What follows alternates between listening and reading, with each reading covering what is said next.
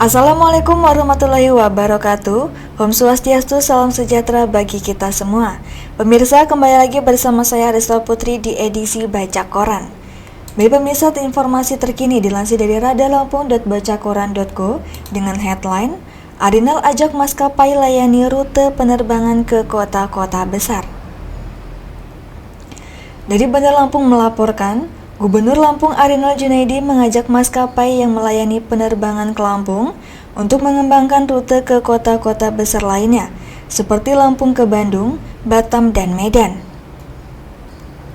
Hal tersebut disampaikan Arinal pada peluncuran penerbangan perdana rute Lampung, Yogyakarta, Bali oleh maskapai Lion Air Minggu 21 Januari. Dia pun mengaku senang dengan adanya rute penerbangan langsung dari Bandara Raden Inten II ke Yogyakarta dan Bali oleh maskapai Lion Air. Menurutnya penerbangan ini bukan hanya membuka pintu konektivitas antara dua destinasi pariwisata utama dan besar lainnya, tetapi penerbangan ini juga mencerminkan semangat kerjasama antara daerah-daerah di Indonesia, khususnya di Lampung, Yogyakarta, dan Bali. Adanya rute ini, tegasnya, akan berdampak positif bagi Provinsi Lampung dalam pembangunan pariwisata, baik domestik maupun mancanegara. Apalagi rute penerbangan ini beroperasi 7 kali dalam seminggu, ujarnya. Arinal juga menyampaikan Provinsi Lampung mempunyai banyak destinasi wisata, mulai surfing di Tanjung Setia Krui, Gunung Anak Rakatau, Taman Nasional Waikambas, Teluk Kiluan, Pahawang hingga Bakauheni Harbor City. Tidak lupa, Arinal mengingatkan kepada seluruh maskapai untuk mengutamakan keselamatan sebagai prioritas utama dan peningkatan pelayanan yang bagus kepada para pengguna transportasi udara. Karena itu kepada maskapai penerbangan yang ada di Lampung, kiranya dapat mengembangkan rute penerbangan ke berbagai kota besar khususnya seperti ke Bandung, Batam, dan Medan, tuturnya. Arinal juga berharap Lion Air Group bisa ikut mempromosikan dan mengembangkan paket-paket wisata di Lampung untuk dipublikasikan di mancanegara, baik itu melalui rute penerbangan domestik maupun internasional, melalui jaring atau network yang dimiliki Lion Air. Sementara, Kapten Ferry Delian mewakili manajemen Lion Air mengatakan, rute ini menjadi sejarah baru dalam layanan penerbangan di Indonesia, sebab rute ini menghubungkan 3 destinasi strategis, yaitu Lampung, Yogyakarta, dan Bali, yang memiliki daya tarik destinasi luar biasa serta keunikan budaya tersendiri. Kedepan, Kapten Ferry Delian juga berharap akan membuka rute lainnya seperti Lampung, Batam, ataupun Bandung. Senada, Eksekutif General Manager PT Angkasa Pura II Bandara Raden Inten II Lampung, Untung Basuki mengatakan, dengan adanya rute-rute baru ini, semakin meningkatkan konektivitas masyarakat Lampung yang akan melakukan perjalanan. Konektivitas ini sangat diperlukan untuk meningkatkan kunjungan yang berdampak pada perekonomian, ujarnya. Untung Basuki menjelaskan, Angkasa Pura II memposisikan diri sebagai supporting system untuk transportasi, turis, dan travel sehingga pariwisata yang ada di Indonesia, khususnya Lampung, kian meningkat. Lanjut Untung Basuki, pada tahun 2023 tercatat sebanyak 920.000 pergerakan penumpang terjadi di Bandara Raden Inten II. Ini hampir 1 juta, meningkat kurang lebih 33% dibandingkan tahun 2022. Dan dari 920.000 itu, 66% market share adanya di Lion Group, tuturnya. Baik pemirsa, informasi selanjutnya yang dilansir dari lampungNewspaper.disway.id dengan headline Packing Logistik Pemilu Bakal Diangsur. Dari Kalianda melaporkan, Komisi Pemilihan Umum Kabupaten Lampung Selatan telah merampungkan proses pelipatan kertas suara untuk pemilihan umum mendatang. Surat suara pemilihan presiden, DPD atau DRI RI, DPRD Provinsi, dan DPRD Kabupaten sudah dirampungkan. Sekarang kami sudah mulai packing logistik, ujar Ketua KPU Kabupaten Lampung Selatan, Ansurasta Rajak SE, saat dihubungi Kamis 18 Januari 2024. Packing logistik di hari itu dimulai dari Kecamatan Natar, Ansur Rasta mengatakan kalau packing akan dilakukan secara berangsur-angsur di seluruh kecamatan. Dengan demikian, tugas susulan KPU Kabupaten Lampung Selatan hanya menunggu pengganti surat suara yang rusak. Usulan penggantian sudah kami sampaikan, sementara waktu belum ada info yang masuk kapan datangnya, katanya. Pria yang akrab disapa Aan ini mengaku tidak mengetahui secara persis kapan surat suara pengganti akan datang. Namun, Aan berharap pengganti surat suara tersebut bisa datang sesegera mungkin. Sembari menunggu kabar, Aan mengatakan pihaknya tetap melakukan proses packing. Prosesnya tetap berjalan dengan surat suara yang sudah ada, jadi nanti tinggal melipat suara-suara penggantinya saja, katanya. Diberitakan sebelumnya, KPU Kabupaten Lampung Selatan menemukan 2.806 surat suara yang rusak. Namun, publik tidak perlu khawatir karena KPU Kabupaten Lampung Selatan telah menyampaikan persoalan itu ke KPU RI untuk mengganti surat suara tersebut.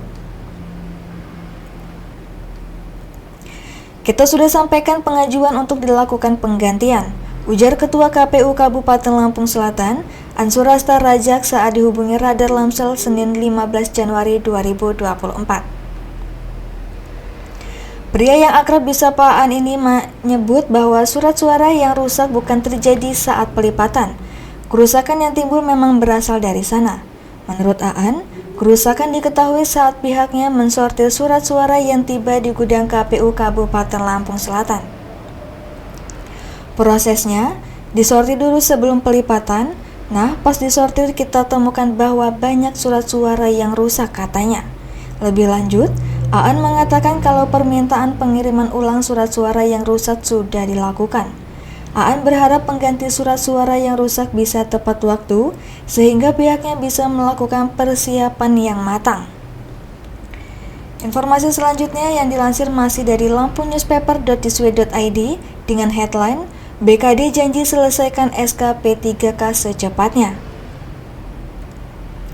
Dari Kalianda melaporkan, Badan Kepegawaian dan Diklat Kabupaten Lampung Selatan masih memproses surat keputusan pengangkatan pegawai pemerintah dengan perjanjian kerja, tenaga guru dan tenaga kesehatan yang dinyatakan lolos pada rekrutmen tahun 2023 lalu. Kepada BKD Lampung Selatan, Tirta Sapurta menyatakan pihaknya masih merampungkan proses pembuatan SKP 3K yang dinyatakan lolos pada rekrutmen tahun lalu. Dirinya belum bisa memastikan kapan prosesnya akan selesai. Untuk SKP 3K tenaga guru dan tenaga kesehatan kini masih dalam proses. Yang jelas SK-nya sekarang lagi dibuat.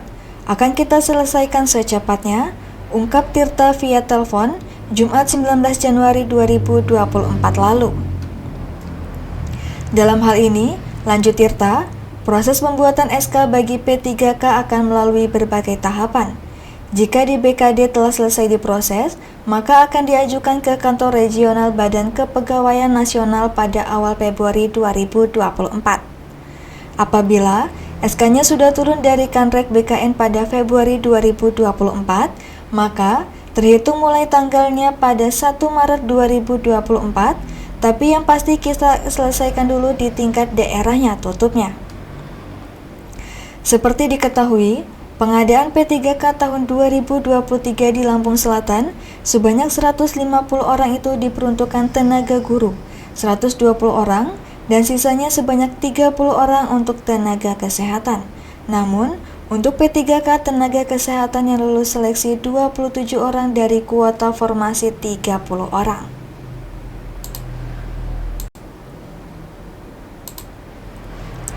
Informasi lainnya yang dilansir dari radarpalembang.bacakoran.co dengan headline, Oki jadi lokus perhitungan inflasi di Sumsel.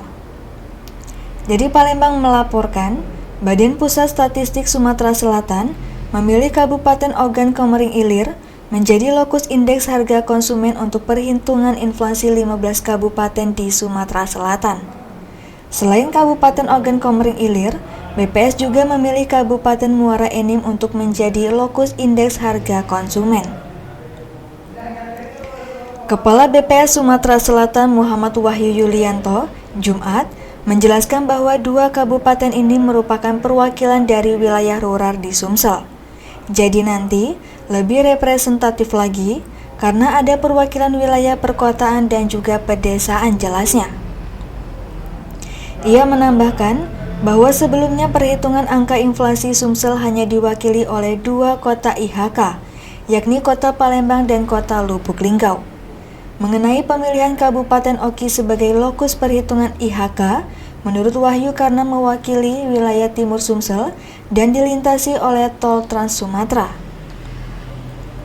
Khusus Oki, karena mewakili wilayah timur yang berbatasan langsung dengan Provinsi Lampung, serta dilintasi oleh tol Trans Sumatera, ungkapnya. Ia menjelaskan terdapat 229 komoditas di Oki yang disurvei diantaranya pengeluaran rumah tangga, seperti makanan dan non-makanan. Selain itu, ada juga obat, pakaian, dan transportasi.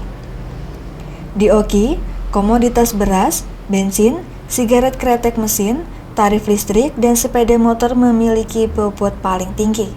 Selain itu, ada juga bahan bakar rumah tangga, emas perhiasan, ikan patin, dan daging ayam ras terangnya. Sementara pejabat Bupati Oki, Asmar Wijaya berharap semua stakeholder berkolaborasi bersama menangani inflasi ini. Apalagi Oki ditetapkan sebagai lokasi perhitungan IHK.